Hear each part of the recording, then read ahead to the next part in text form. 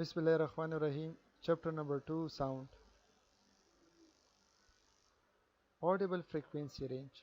A normal human ear can hear a sound only if its frequency lies between 20 Hz and 20,000 Hz. In other words, a human ear neither hears a sound of frequency less than 20 Hz nor a sound of frequency more than 20 Hz. So basically, between these two limits, between 20 Hz and 20,000 Hz, our ear is able to hear a sound. Uh, if a sound frequency is less than 20 Hz, it is not heard by our ear. And if its frequency is greater than 20,000 Hz or 20 kilohertz, still our ear is not able to hear it. On these two extremes, we have the ultrasound and we have the infrasound. So ultrasound are those sound waves having frequency greater than 20,000 Hz. And infrasound are those sound waves having frequency less than 20 Hz.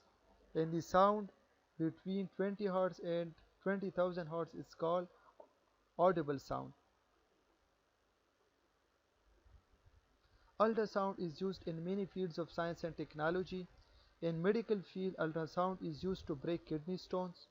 Ultrasound is also used to locate underwater depths or for locating objects lying deep on the ocean floor. This technique is called sonar.